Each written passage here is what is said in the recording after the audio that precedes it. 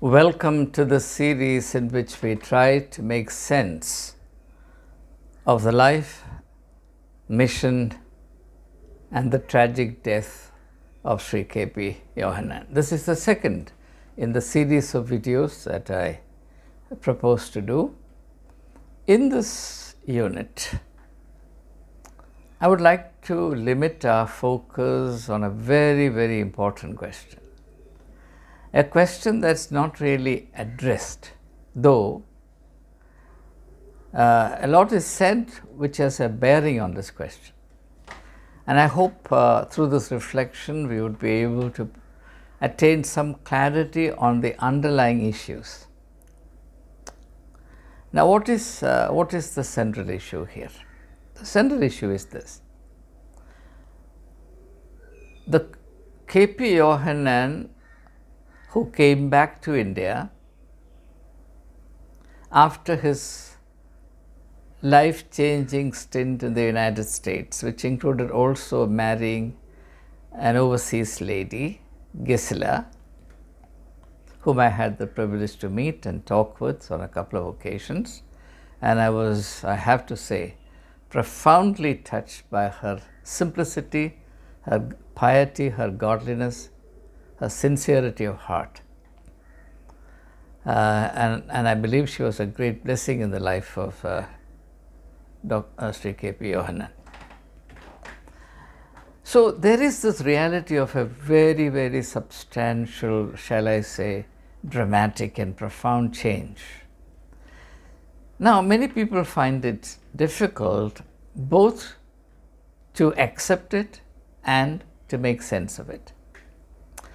It's in this respect that I want to make a small contribution towards offering some thoughts, some insights by which those in this predicament would be able to understand the issues that are bothering them in a better light.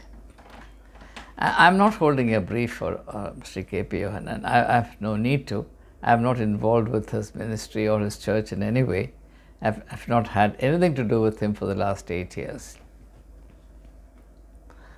Now, as I said in the previous video, K.P. ᴩᴜᴜ had to escape from the limits of Kerala in order to realize his full potential. Now, when you go overseas, something happens to you. Many people, particularly people in Kerala, underestimate what it means to get involved with a completely different culture, particularly the Western culture, which is by definition an invasive culture. I don't want to go into explanations about what invasive cultures are, etc., because that will take me quite off the main target. For the time being, it suffices to know that this culture has the power to penetrate you and to bring about very substantial changes in the way you see things, the way you understand reality, the way you formulate your life strategies, and the way you organize your life itself. It has a major bearing on your personality. For example, just to give you a taste of what this could mean, all of us know that punctuality is the hallmark of the Western culture. Switzerland is a good example. If a train is supposed to reach the railway station in Zurich at 10:05, rest assured it will reach there at 10:05, not 10:04, not 10:06. That will not happen in Kerala because Western cultures are time-conscious cultures. They have great value for time. Therefore, they are punctual.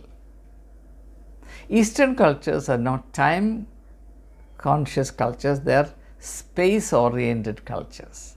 So here we have much more of leisure, but we can never be punctual.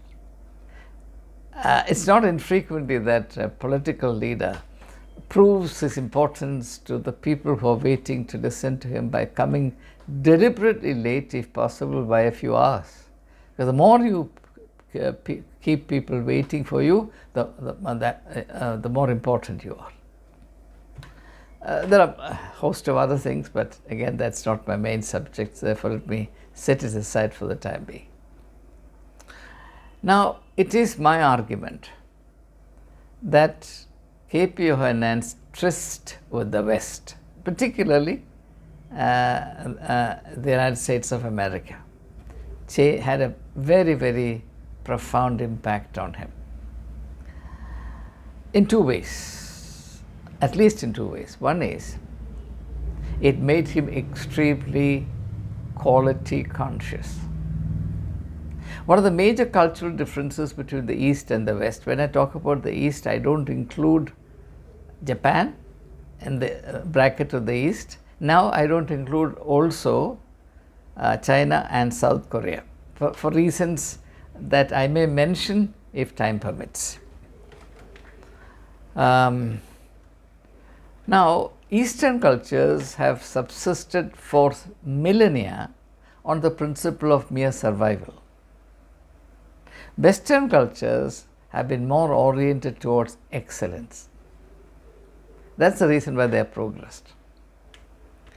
And the one extraordinary thing about Sri K.P. Yohanan was his incredible adaptability. He could become the context in no time. I found it very difficult. I mean, I've traveled quite a bit globally. I found encountering other cultures something of a trauma. But K.P. Yohanan would take to any given culture like fish to water. That was the reason why he succeeded eminently with the Americans, with the Europeans, with the Africans, wherever he went. That's also why he succeeded so dramatically in raising funds. You have to create a certain equation with people who can fund you if you are to succeed in it. And there is a huge cultural barrier to be crossed, and you can't do that unless you become culturally American. And let me say this to you, it's an extraordinary thing that K.P. Yohanan became culturally Euro-American in such a short span of time than it would have taken a person a lifetime to achieve. Whether that is a good or bad thing, I am not arguing. What I am saying is this is exactly what happened to him. And that is the reason why when he came back to India and started his mission with Tiruvalla as his focus, he created a magnificent campus. And there is nothing in Kerala, anywhere in Kerala, which can be compared to this.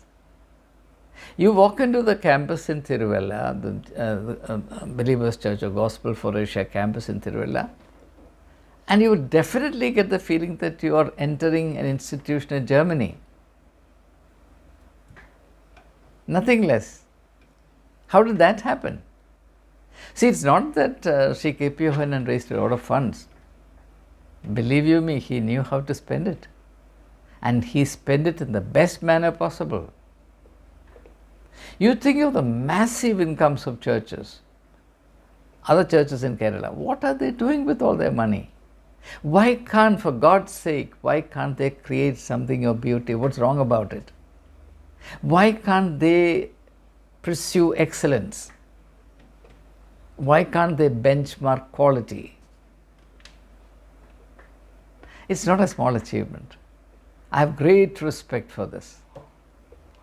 And this is not a natural expression of the Kerala culture. It is the incarnation of the spirit of the Western culture in the in the Kerala context, in the Mallu context. And obviously, many Mallus are troubled by this, upset, traumatized, shocked, or rendered uncomfortable. Why should a man do this kind of thing? Why should he show off his wealth? But believe you me, in the midst of all these tremendous works of quality, he led a very simple life. I don't know if you've seen this. When other bishops and matrons were moving around their fancy and jazzy cars, the maximum that I have seen K.P. Yohannan use, and I saw him last maybe 10 years ago, was a Maruti car. When other bishops were using BMW and Mercedes-Benz and all the rest of it, he was 20 times richer than them, he was only using a Maruti car. He lived in a 2-room small house, though there was a massive palace-like building there. I am an eyewitness to the simplicity of life he led. That's not American, that's Christian. But he was truly European and American, or Euro-American, in his commitment to pursuing quality. He wanted to excel in everything he did, everything he touched. And in that, he succeeded enormously. The second thing about the Western culture which got him by his jugular, if you like, is the centrality of money. Now, in order to understand how important money is to the Western culture, I need to give you one illustration. You see, in the Indian context, in the Eastern context, in the Asian context, if somebody is dishonest with money, we just overlook it. Actually, in India, politics runs on corruption. The corrupt are supposed to be smart people. And those who are honest are considered naive and incompetent and all the rest of it. Whereas in the Eastern context, sexual aberrations are taken very seriously. Now that's changing, but I'm talking about the situation till the recent past. In the West, it is exactly the opposite. Sexual misconduct is treated with much lenience, but financial malfeasance or dishonesty in dealing with money is punished severely. It's taken very seriously. It's the exact inversion of our morality. That is because money plays such an important role in the Western society. And not only that, the Western culture is also a culture that emphasizes self-reliance. You go to any European country, you go to the United States, by the time a boy or a girl attains the age of 16, 17, they are required to be out of their house. And a vast majority of them will be out of the house. Even if they are children of millionaires, they would still work in some hotel, some restaurant, earn their income $10, $12 an hour and support themselves.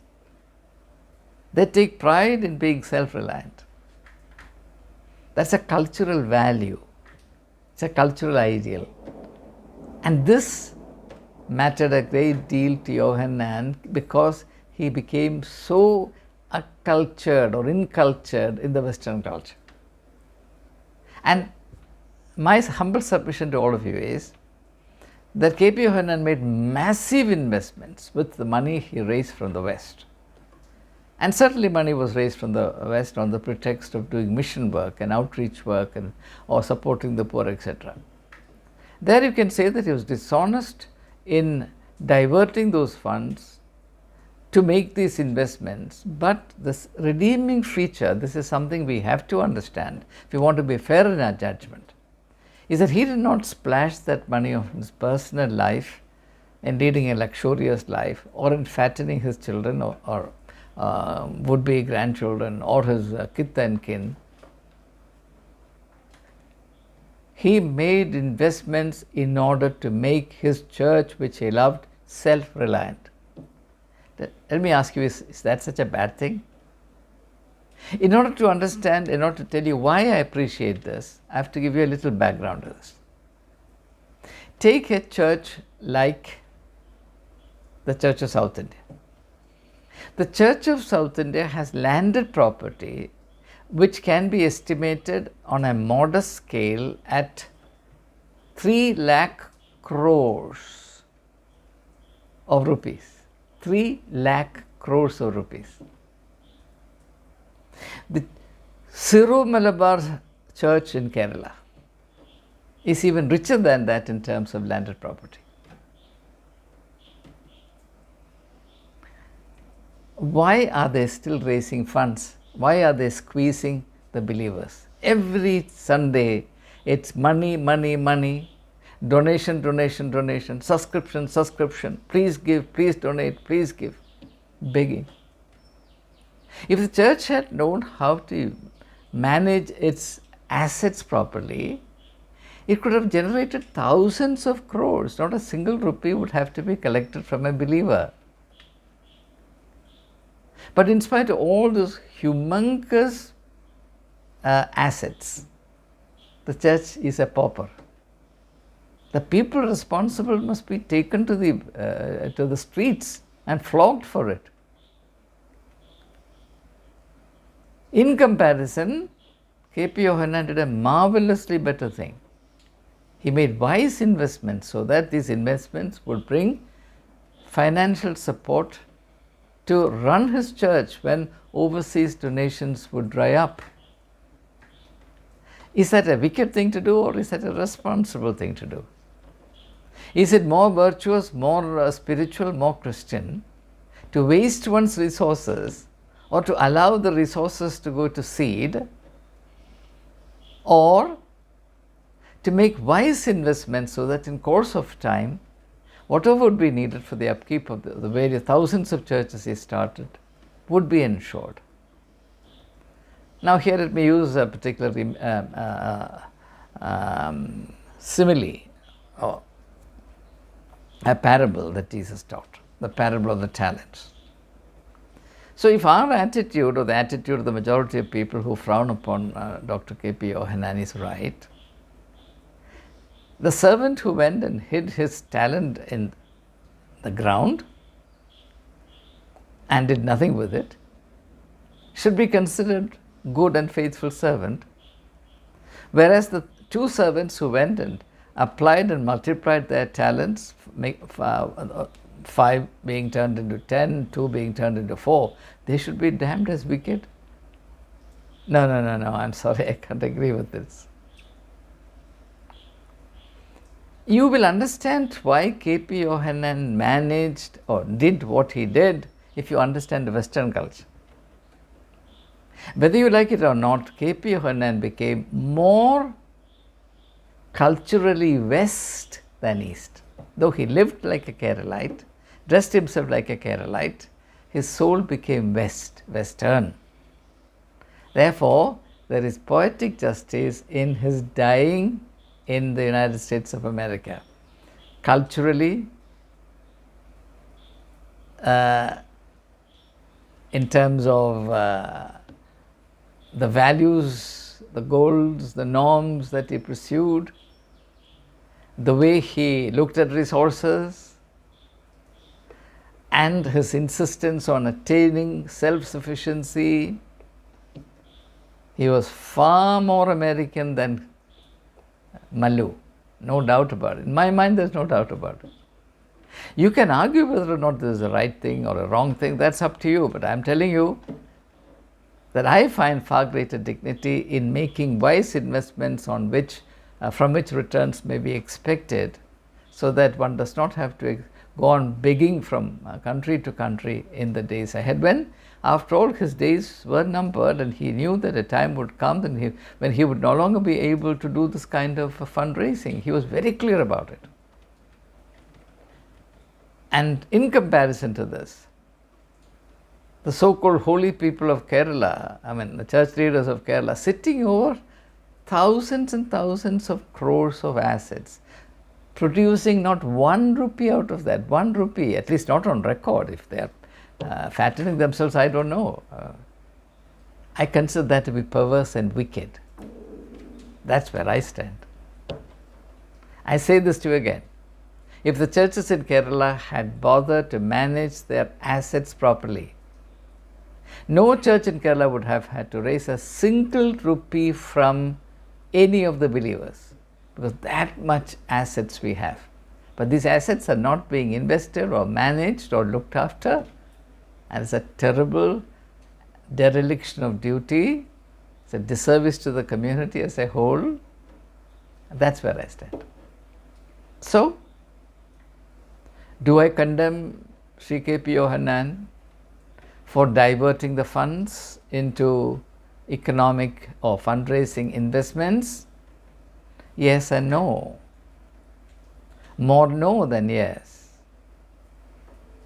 Yes, in the very narrow, strict sense of being dishonest to the donors who were given the impression that every dollar that was being spent on, every dollar sent from there was spent on evangelistic work and philanthropic work. And for example, there was a program called the Bridge of Hope, which as per the claims of the Believers Church was looking after some 90,000 orphans, but that number is disputed. Some say there were only 10,000, some say there were only 50,000, as though 10,000 is a small number. As though 10,000 is a small number. Show me a single church that does even 1/10 of it. So it's very easy to damn people. We have no problem when preachers and missionaries come from the West, America, UK, Australia, etc. In my childhood days, I used to look at these overseas preachers with great awe and wonder. When they came, they conducted themselves as foreigners. And we adored them precisely because they were foreigners. Even today, Malayalis, precisely because they can't speak English properly, they love English much more than their mother tongue. I don't understand this for the life of me. When in 1999 I was invited to address a convention for the first time in Kerala, till then many people thought I was not a Keralite, because I was all the time in Delhi and I rarely used to come to Kerala. When people knew, my friends and well-wishers heard that I was coming to Kerala to preach at a fairly big convention, I began to get phone calls from many people. They said, don't commit the mistake of speaking in Malayalam. Speak only English. People will be impressed. Now, this shows the cultural poverty of Mallus. Though I had to earn my bread and butter by teaching English, my heart was always with Malayalam, always. My greatest regret is that I could not master Malayalam language and literature to the extent that I would have loved to. That's another subject. At the same time, though this is our particular weakness, adoration of the West, anything foreign, in Kerala, even if a young chap is only 10th class pass, if he has a low paid job anywhere in the Middle East, he'll get a very good bride. 2 grooms are in high demand in Kerala. 1, Gulf employed young people. 2nd, young priests, particularly Marthoma priests. They earn a very high dowry. Well, for good reasons, because many of the Marthoma priests are very smart, handsome. Good for them. So, we are in love with anything foreign. At the same time, if K.P. Yohannan actually adapts and adopts the Western standards, Western norms, which is organizing everything in terms of money, please understand, the God of the West is not Jesus Christ. The God of the West is Mammon. No doubt about it. That's why the American dollar is the almighty God. There's nothing that the American dollar cannot purchase. And that, of course, is changing. That's another issue. So if you want to understand the Western culture, particularly the American culture, please understand it's not a place where Jesus is God or Jesus is Lord. They have their God. That's the mighty dollar. Material resources, raw power. I mean, I've taken some trouble to understand Western culture. I've taught Western culture. The central myth of the Western culture is the myth of Dr. Faustus. It's a culture. It's an example of a man who worshipped power and adopted the most unscrupulous, unethical means to attain power, and of course paid the price for it. There's a famous drama by that title, Dr. Faustus by Marlowe. I've taught that text as well. So that's the heart of the Western culture. So you have to understand this background if you want to see K.P. Yohannan and the America returned K.P. Yohannan, the Germany, UK, America returned K.P. Yohannan at work in Kerala, what he set out to do, and his outlook on life, and what he thought would ensure the future of his church, and what he needed to do in order to ensure that the church did not perish after his times. Am I partisan, or am I being a student of the culture who tries to bring his understanding of the Western culture to bear on a subject which is now becoming increasingly problematic in Kerala? I don't know. It's up to you.